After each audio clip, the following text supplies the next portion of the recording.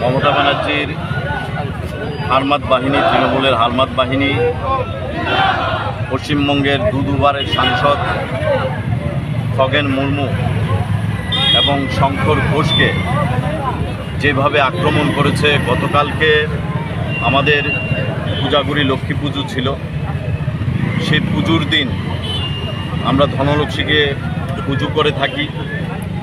প্রত্যেকটা বাঙালি আমরা সেই মায়ের আরাধনায় ব্রতী হয়ে থাকি। পশ্চিমবঙ্গের মানুষ এবং ত্রিপুরার মানুষ সেদিন আমরা দেবীর আরাধনায় সকলে ব্রত হয়েছিলাম।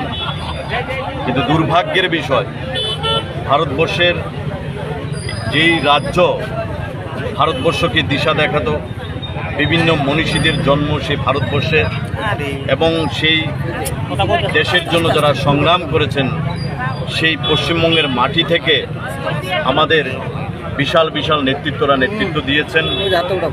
এই পশ্চিমবঙ্গের মাটি মমতা ব্যানার্জির নেতৃত্বে যেভাবে রক্তাক্ত হয়েছে এবং গতকালকে এই পূজাগুড়ি লক্ষ্মী পুজোতে এবং আমাদের দশভূজা দেবীর আরাধনার পর মমতা ব্যানার্জির গুন্ডারা রক্তে রঞ্জিত আমাদের ভারতীয় জনতা পার্টির আমাদের নেতাকে আক্রমণ করে রক্তে রঞ্জিত মালা মমতা ব্যানার্জিকে উপহার দিয়েছে।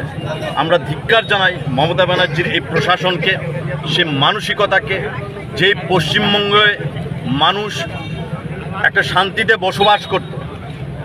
মানুষ ভেবেছিল যে স্বৈরাচারী মার্ক্সবাদী কমিউনিস্ট পার্টিকে সরিয়ে তৃণমূলের উপর আস্থা রেখেছিল, মমতা ব্যানার্জির উপর আস্থা রেখেছিল এবং আমরাও যারা ত্রিপুরাবাসী আমরা চাইছিলাম যে মমতা ব্যানার্জির সরকার পশ্চিমবঙ্গে প্রতিষ্ঠিত হোক।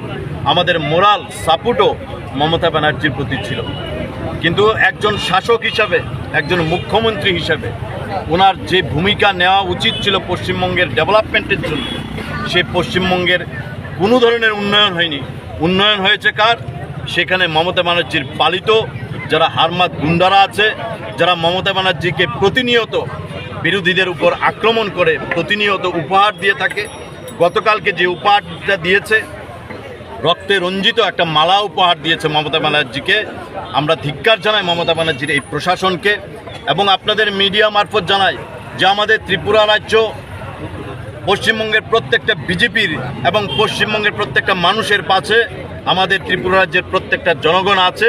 এবং পশ্চিমবঙ্গের মধ্যে আপনারা দেখবেন যে গতকালকে যেই ঘটনা সংঘটিত হয়েছে, সেই ঘটনা থেকে একটা জিনিস প্রমাণ যে মমতা ব্যানার্জি বুঝতে পেরেছে যে 2026-এ যে পশ্চিমবঙ্গের যে বিধানসভা নির্বাচন, সেই নির্বাচনে মানুষের উপর আস্থা নেই, মানুষের উপর ভরসা নেই, মানুষের উপর কনফিডেন্স নেই।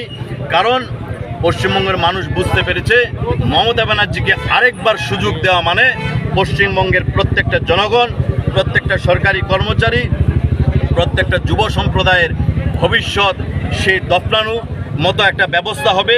তাই পশ্চিমবঙ্গের মানুষ চাইছে এই পশ্চিমবঙ্গের মধ্যে ভারতীয় জনতা পার্টির সরকার প্রতিষ্ঠিত হোক এবং দেশের যশস্বী প্রধানমন্ত্রী নরেন্দ্র মোদীর নেতৃত্বে দেশ আজকে যেই জায়গায় এগিয়ে চলছে, পশ্চিমবঙ্গ সেইভাবে অগ্রগতির পথে পশ্চিমবঙ্গ এগিয়ে যাক। সেই দিশায় যেহেতু পশ্চিমবঙ্গের মানুষরা সিদ্ধান্ত নিয়ে ফেলেছে, মানুষের উপর ভরসা নেই, মানুষের উপর আস্থা নেই, তার জন্য তৃণমূলের এবং মমতা ব্যানার্জি